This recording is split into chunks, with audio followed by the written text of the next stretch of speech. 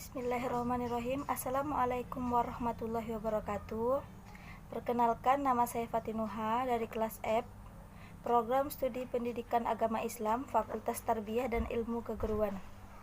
Di sini saya akan mereview skripsi dengan jenis penelitian biografi untuk memenuhi tugas akhir mata kuliah Metodologi Penelitian Kualitatif yang diampu oleh Ibu Andina Nurul Wahidah. Baiklah, langsung saja ke videonya yang pertama. Langsung saja ke penjelasan yang pertama, yaitu identitas skripsi yang direview. Judul skripsi. Di sini judul skripsi yang saya ambil adalah Pendidikan Islam menurut Pemikiran Muhammad Natsir dan relevansinya dengan pendidikan di Indonesia saat ini. Nama penerbit Septiar Liana. Asal perguruan tinggi Fakultas Tarbiyah dan Keguruan Universitas Islam Negeri Raden Intan Lampung. Tahun terbit yaitu 1439 Hijriah atau 2018 Masehi. Kemudian selanjutnya yang kedua yaitu latar belakang. Uraikan secara singkat permasalahan apa yang terjadi di tempat tersebut. Pembelajaran pendidikan agama Islam yang diajarkan oleh para pendidik saat ini hanya sampai pada tahap materi saja. Nilai-nilai pendidikan akhlak yang dimiliki oleh para tokoh-tokoh muslim sebelum ditanamkan. Salah satu tokoh dalam Islam yang dapat dijadikan tauladan dalam pendidikan Islam adalah Muhammad Natsir. Kemudian, uraikan alasan yang mendasari peneliti melakukan penelitian atau mengangkat judul penelitian tersebut. Yang pertama, penulis melihat dunia pendidikan saat ini sering dikritiki oleh masyarakat yang disebabkan karena adanya sejumlah pelajar dan lulusan pendidikan tersebut yang menunjukkan sikap kurang terpuji. Kemudian yang kedua, konsep pemikiran pendidikan pada zaman dahulu bisa jadi dirasakan pada zaman sekarang, di mana pendidikan merupakan bagian dari fenomena sosial. Kemudian yang ketiga, penulis ingin melihat pemikiran Muhammad Natsir dalam dunia pendidikan Islam, dan masalah yang akan dibahas dalam skripsi ini sesuai dengan yang penulis tekuni di Fakultas Tarbiyah dan Keguruan. Kemudian yang ketiga, screenshot data yang memuat data pra-penelitian yang terdapat di latar belakang. Di sini teman-teman bisa lihat sendiri, bisa dibaca. Sini sudah saya masukkan screenshotnya, bisa dilihat langsung. Kemudian lanjut yang nomor 3, pertanyaan penelitian dan tujuan penelitian. Di sini peneliti mengambil 2 pertanyaan. Yang pertama, bagaimana pemikiran Muhammad Natsir tentang pendidikan Islam? Kemudian yang kedua, bagaimana relevansi pemikiran Muhammad Natsir terhadap pendidikan Islam di Indonesia saat ini? Kemudian tujuan penelitian. Yang pertama, untuk mengetahui, memahami bagaimana pendidikan Islam menurut pemikiran Muhammad Natsir. Kemudian yang kedua, untuk mengetahui bagaimana pendidikan Islam menurut Muhammad Natsir dan relevansinya dengan pendidikan Islam saat ini. Dari skripsi yang saya review ini, yaitu mengenai pertanyaan penelitian dan tujuan penelitian, saya rasa ini sudah memiliki kesinambungan dan korelasi antara pertanyaan penelitian dan tujuan penelitian, sehingga apa yang dipertanyakan jelas dan apa yang ingin dicapai juga jelas, sehingga memiliki kesinambungan antara keduanya. Kemudian, manfaat penelitian. Baiklah, selanjutnya yang keempat yaitu manfaat penelitian.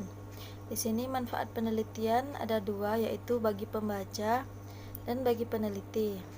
Bagi pembaca yaitu yang pertama yang A, dengan membaca karya ilmiah ini diharapkan pembaca mengetahui dan memiliki gambaran yang jelas mengenai siapa Muhammad Natsir dan corak pemikirannya.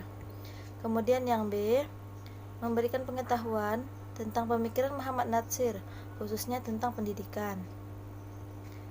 Yang C, dengan karya ilmiah ini diharapkan dapat menambah referensi untuk penelitian sejenis di masa yang akan datang. Kemudian manfaat bagi peneliti yaitu yang A, kegunaannya secara teoritis adalah menambah wawasan dan pembendaharaan mengenai nilai pendidikan karakter. Kemudian yang B, dapat melatih kemampuan meneliti, menganalisis tentang pemikiran tokoh-tokoh Indonesia lainnya. Dari skripsi yang saya review ini, yaitu bagian manfaat penelitian, menurut saya ini sangat jelas dan tidak ada yang perlu dipermasalahkan, karena di sini peneliti dapat membuat penelitian ini bermanfaat bagi pembaca dan bagi dirinya sendiri atau bagi peneliti lainnya. Lanjut, kemudian yang kelima, landasan teori atau kajian pustaka. Di sini teman-teman bisa lihat landasan teori dan kajian pustakanya yang telah saya masukkan. Tidak akan saya baca satu persatu, silahkan teman-teman baca sendiri saja.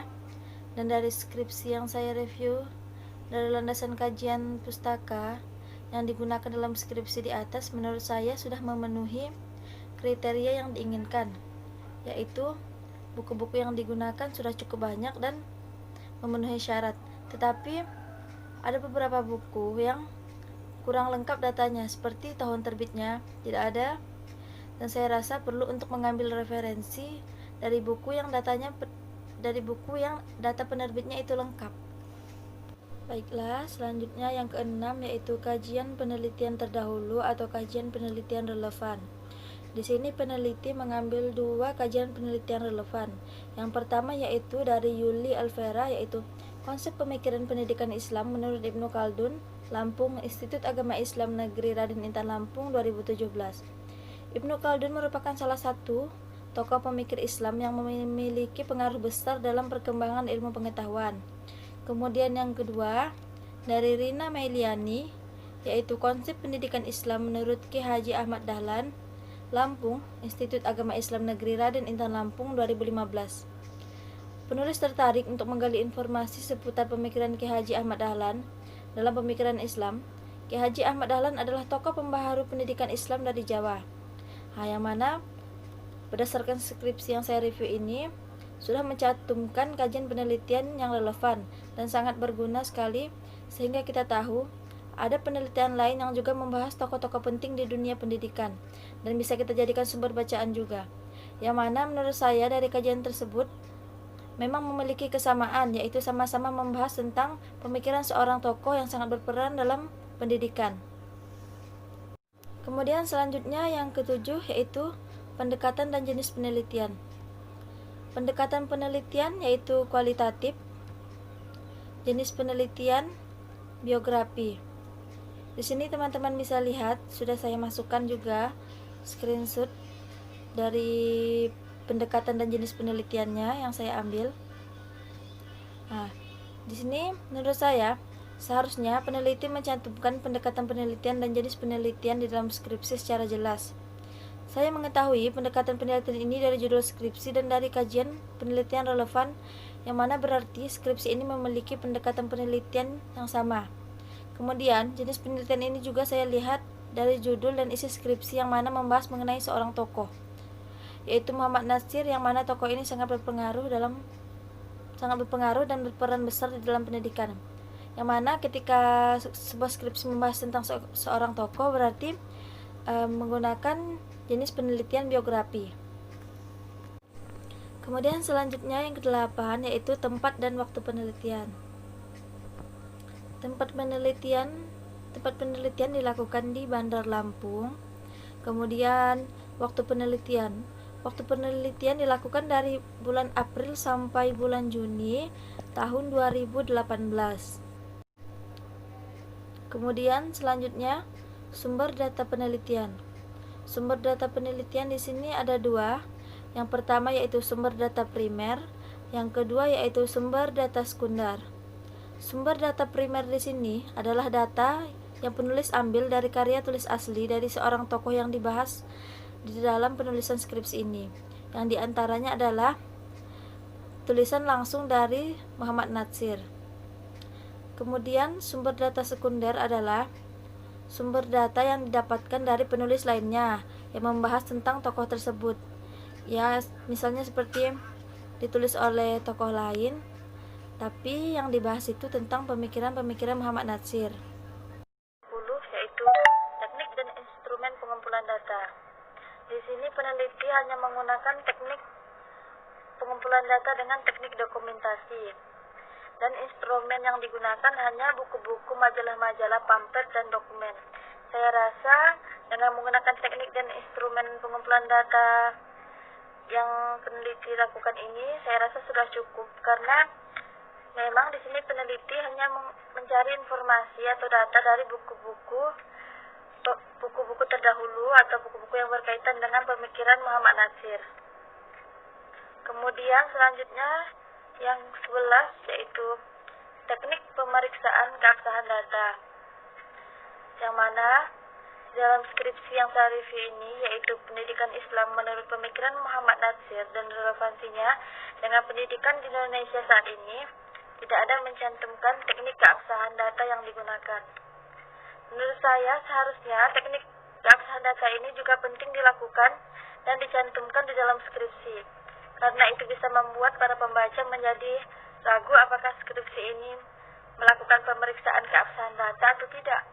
Karena teknik keabsahan data ini merupakan bahan pengantar dan penguat sebagai bukti untuk membuat tingkat kepercayaan pembaca meningkat bahwa skripsi yang dibaca ini memang mendapatkan data yang benar dan akurat.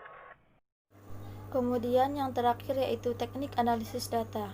Di sini peneliti hanya menggunakan satu teknik analisis data, yaitu teknik analisis isi atau content analysis.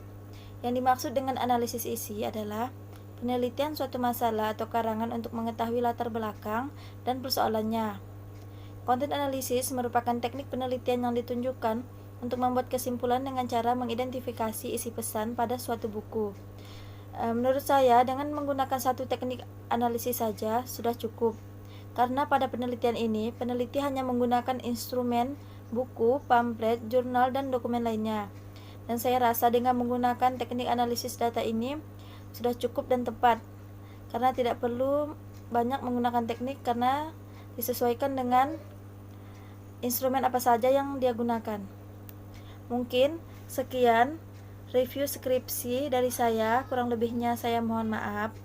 Wabillahi taufiq wal hidayah. Wassalamualaikum warahmatullahi wabarakatuh.